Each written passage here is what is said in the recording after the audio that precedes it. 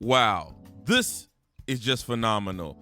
Sea of Stars claims to be traditional RPG from the 8-bit era. And by golly gee, do I think they nailed it. What's up? It's Smile Bear here on Bear Couch TV. And today I'm going to give you the review of the demo for Sea of Stars. Wow, this experience was very illustrious. It was very grand. It felt like tradition. Everything was very intuitive when you got straight into the game. And the music from that 8-bit era sounded so good. And they had all the classic sounds. It reminisces and reminds you of a Donkey Kong or, Mario. It really felt like you were in that Nintendo early era where you would just have to play it and just to get the good feel. But I have to say, this is phenomenal. It feels great and it gives you a great challenge. It doesn't give you any tutorial. They throw you straight into the action right out the blue. It doesn't hold your hand at all, and it is a welcome experience. It's a lot of fun. You can play between two characters, and even though it does not change the story, it is a lot of fun.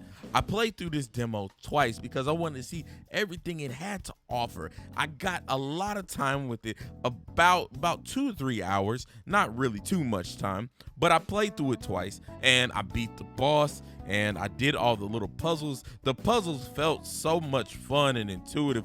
It felt like it was taking a chapter out of those early Legend of Zelda games or those early Kirby games. It really felt like you were on an adventure, and it made me feel so good. The turn-based quality, the way they set it up, it's a unique system. It's like a rhythm to it. It gives you certain attacks to stop other attacks, and it kind of like gives you this puzzle to figure out how to get those attacks off in that amount of moves. And it feels like it challenges you on every front. The way you battle, the way you engage when it comes to selecting which characters to use at what time, the abilities to use your skills, and how to equip to work against certain enemies. It really makes you feel like old school is where it's at. It gives a little bit of modern flair, but not too much. It gives you just enough.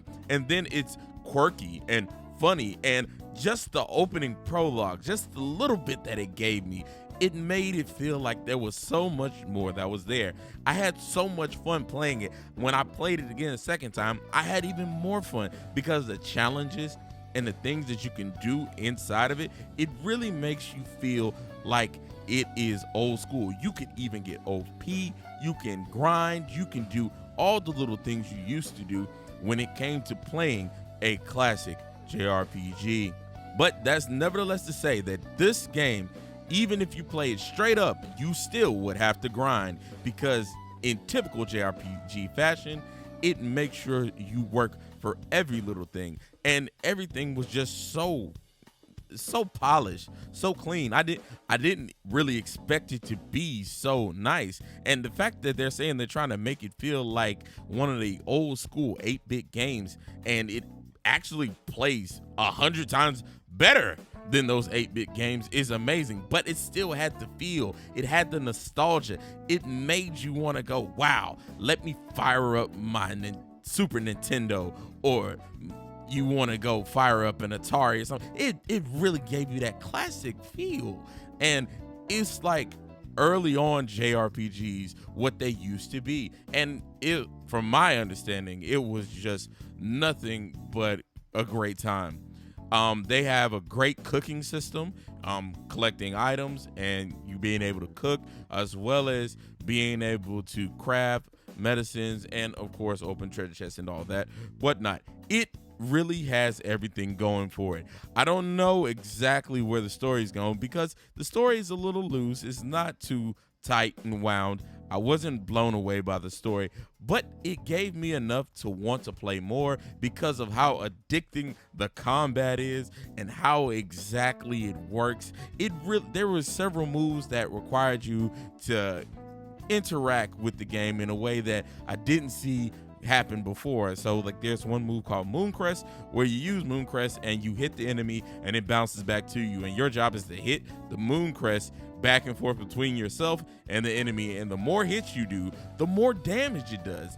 That's really innovative. And then they had throwing mechanics as well as sunburst mechanics. They had a holding mechanic, so if you held a spell at a certain amount of time, it would get really big, and if you caught it when it got really big, it would do extra damage. Or if you held it too long, it would go a little smaller and still do a decent amount of damage.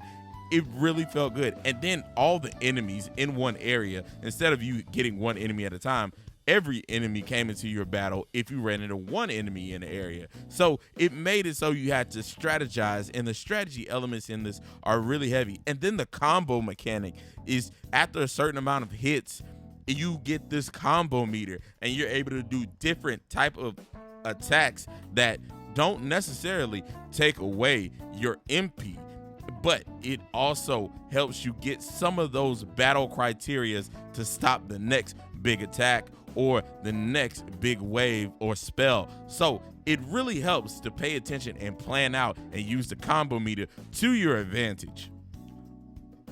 But these are just some of my thoughts on Sea of Stars, because honestly, this you have to pick up, you have to experience for yourself. It might not be for everybody, but it is at least worth checking out. So this is Smile Bear from Bear Couch TV, and I recommend you pick this up and try it. That's right, pick this up, try it. Let me know in the comment section below, did you try the demo? Did you like it? What would you rate it? Would you want to come back? Would you want to play it? Do whatever you want in the comment section below, and make sure to smash that like button, and I'll see you next time.